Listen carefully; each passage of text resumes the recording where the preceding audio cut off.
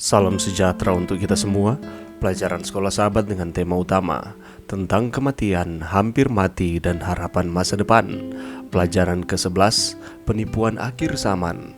Rabu, 7 Desember, penujuman atau nekromansi dan pemujaan leluhur. Kata penujuman atau nekromansi berasal dari istilah Yunani nekros atau mati dan manteia atau ramalan. Dipraktikkan sejak zaman dahulu, penujuman adalah bentuk pemanggilan arwah yang diduga aktif dari orang mati untuk mendapatkan pengetahuan, seringkali tentang kejadian di masa depan. Sedangkan pemujaan leluhur adalah kebiasaan pemujaan terhadap leluhur yang telah meninggal karena masih dianggap keluarga dan arwahnya diyakini dapat mempengaruhi kehidupan orang yang hidup. Praktik kafir ini bisa sangat menarik bagi mereka yang percaya pada jiwa yang abadi dan yang juga merindukan orang yang mereka cintai yang telah meninggal.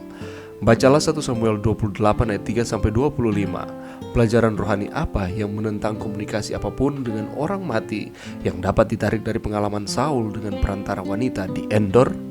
Alkitab menyatakan dengan sangat jelas bahwa semua peramal, dukun, ahli sihir, dan ahli nujum dalam teokrasi Israel kuno adalah kekejian bagi Tuhan dan harus dihukum mati dengan rajam. Sesuai dengan hukum ini, Saul telah menghancurkan semua dukun dan peramal dari Israel. Tetapi kemudian, setelah ditolak oleh Tuhan, Saul sendiri pergi ke kota Kanaan, Endor, untuk bertanya pada seorang dukun. Dia memintanya untuk memanggil mendiang Nabi Samuel yang konon muncul dalam penampakan ahli nujum dan berbicara dengan Saul. Roh penipu yang berpura-pura menjadi Samuel memberitahu Saul, "Besok engkau serta anak-anakmu sudah ada bersama-sama dengan daku." Saat meramalkan kematian Saul, roh penipu itu hanya dengan mengambil bentuk Samuel menegaskan kembali teori yang tidak alkitabiah tentang keabadian jiwa. Itu adalah penipuan yang kuat, dan Saul seharusnya tahu lebih baik daripada terlibat dengan apa yang sebelumnya dia kutuk. Lebih dari 2 abad kemudian, Nabi Yesaya menulis, "Dan apabila orang berkata kepada kamu, mintalah petunjuk kepada arwah dan roh-roh peramal yang berbisik-bisik dan komat kamit, maka jawablah, bukankah suatu bangsa patut meminta petunjuk kepada Allahnya?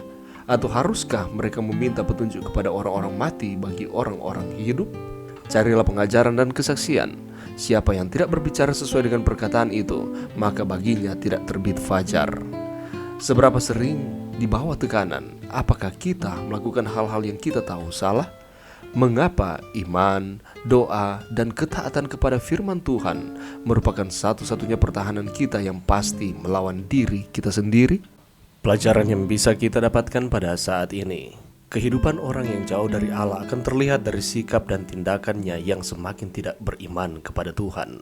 Dan ini dibuktikan dari pengalaman Raja Saul ketika ia telah ditolak menjadi raja. Ketika tentara Filistin mengepung Israel, membuatnya melakukan tindakan yang tidak berkenan di mata Tuhan dan membawa dampak yang buruk terhadap kehidupannya. Semula Raja Saul mencoba bertanya kepada Tuhan, tetapi Tuhan sudah tidak mau menjawab. Kalau kita boleh baca itu di dalam 1 Samuel 28 ayat 6. Dan selanjutnya Raja Saul yang ia lakukan gantinya dia datang untuk terus mendekat kepada Tuhan. Tetapi dia menempuh jalan yang pintas yang bertentangan dengan perintah Tuhan, yaitu dia mencari seorang perempuan pemanggil arwah atau perempuan nujum. Dan apa yang ia hendak lakukan ialah ia hendak meminta petunjuk dari arwah Nabi Samuel melalui perempuan di Endor ini.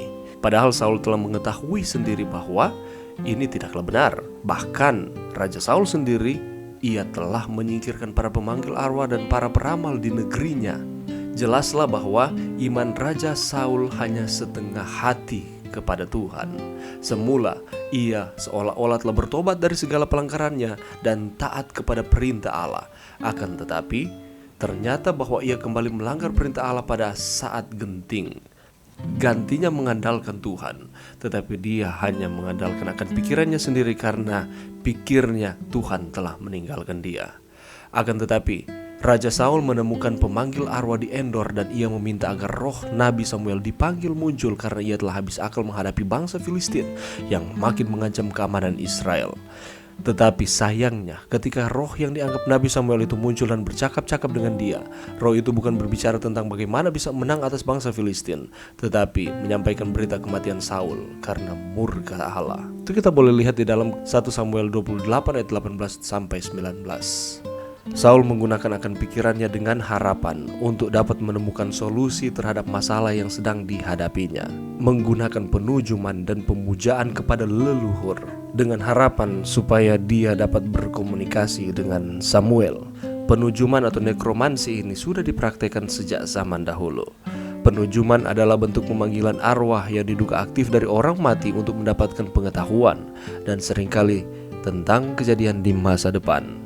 Dan ini tidaklah alkitabiah, karena dengan mempercayai akan konsep ini, maka dengan secara tidak langsung sedang mempercayai jiwa yang hidup setelah kematian atau kebakaan jiwa. Itulah sebabnya Nabi Yesaya menulis, dan apabila orang berkata kepada kamu, mintalah petunjuk kepada arwah dan roh-roh peramal yang berbisik-bisik dan komat kamit, maka jawablah, bukankah suatu bangsa patut meminta petunjuk kepada Allahnya?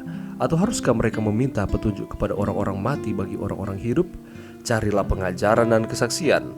Siapa yang tidak berbicara sesuai dengan perkataan itu, maka baginya tidak terbit fajar. Yesaya 8 ayat 19 dan 20 dan juga Yesaya 19 ayat 3. Janganlah kita mempercayai akan hal-hal seperti ini, tetapi gantinya, apabila kita menghadapi masalah tantangan kehidupan, datang kepada Tuhan, meminta bantuan kepadanya, dan Ia akan menyediakan jalan keluar yang terbaik di dalam kehidupan kita.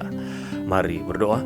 Terima kasih Tuhan atas firman-Mu pada saat ini. Bantu kami untuk kami terus percaya dengan sepenuhnya kepada tuntunan Tuhan. Gantinya roh-roh peramal yang saat ini begitu banyak bentuknya di dunia ini. Bantu kami untuk kami terus setia kepada Tuhan. Ini doa kami di dalam nama Yesus. Amin.